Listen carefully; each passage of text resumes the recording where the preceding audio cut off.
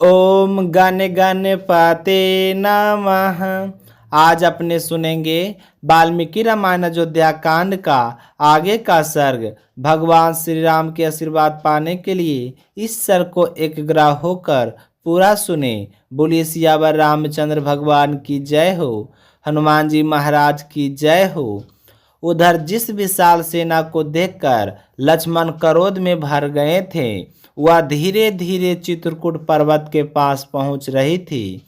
सेना रुक गई, हवा थम गई, धूल बैठ गई और इस माधव वातावरण में एक ही स्वर गूंज रहा था, जय श्री राम, जय श्री राम। क्योंकि इस सेना का स्वामी कोई और नहीं, अयोध्या के धर्मनिष्ठ राजकुमार भरत था।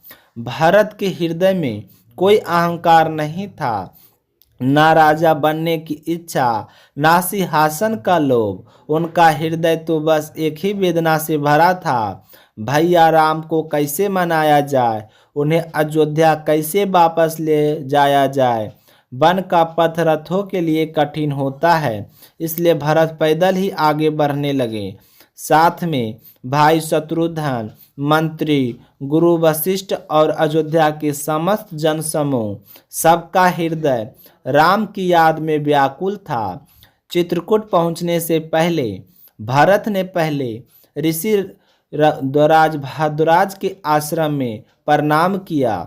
ऋषि ने भरत के हृदय की सच्चाई को पहचाना।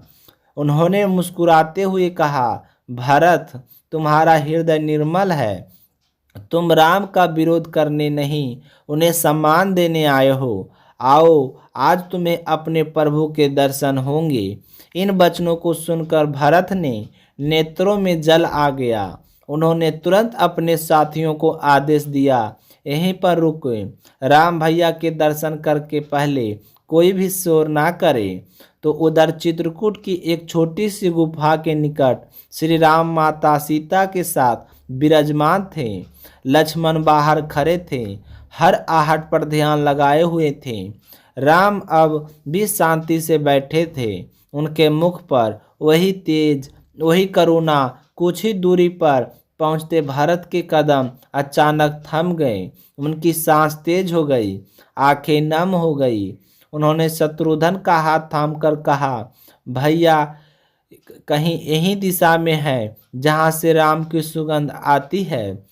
यह वही स्थान है जहां मेरे प्रभु रहते हैं। तो भरत का हृदय में उमड़ा प्रेम उनके रोम रोम में समा गया। और जैसे ही भरत राम की कुटिया के निकट पहुंचे तो उन्हें राम के एक पेड़ के नीचे बैठे दिखे। तो भरत अपना नियंत्रण खो बैठे। वे दौड़ते हुए पहुंचे और अगले ही पल श्री राम के चरणों में गिर पड़े और उनकी आवाज़ रोते हुए टूटी, भैया राम, आपके बिना अयोध्या अयोध्या नहीं है, आपके बिना राज राज नहीं है, आपके बिना जीवन जीवन नहीं है। तो श्री राम ने तुरंत भरत को उठाया और उनके माथे पर हाथ रखा और उसी क्षण चित्रकूट की सारी हवा प्रेम से भर गई। तो लक्ष्मण का दृश्य देखकर स्तब्ध रह गए और उनकी ना आंखों नम हो गई।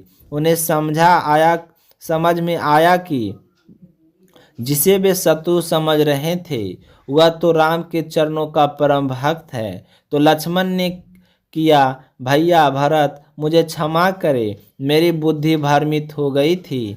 तो भरत ने लक्ष्मण को गले लगाते हुए कहा, भैया, आप राम के लिए हथियार उठाने वाले और मैं राम के लिए अयोध्या छोड़ने वाला, दोनों ही उनके सेवक हैं। इस प्रकार भरत का आगमन, राम और करुणा सिंचित मिलन, लक्ष्मण का भरम दूर होना, सब चित्रकूट की धरती पर घटित हुआ। तो कल के सर्ग में हम सुनेंगे भरत का महामंगलमय अनुरोध, मेरा भैया राम, मेरे साथ अयोध्या चलिए। और आगे उत्तर देते हैं भगवान श्री राम। यह जानने के लिए अगले सर्ग को जरूर सुने। बोलिए सियावर रामचंद्र भगवान की जय हो, भरत शत्रुघ्न की जय हो, माता जानकी की जय हो। ये थी आज का रामायण वाल्मीकि का आज का सर्ग। उम्मीद करते हैं आप सभी भक्तों को जरूर सुनकर पसंद आया होगा। तभी तक अगर आपने अशोक वेदा चैनल को सब्सक्राइब नहीं किए तो चैनल को सब्सक्राइब जरूर करें, ताकि हर रामायण का सर्ग आप लोग जरूर सुन सके। मिलते हैं कल की सर्ग में, तब तक के लिए अपना ख्याल रखिएगा। जय श्री राम।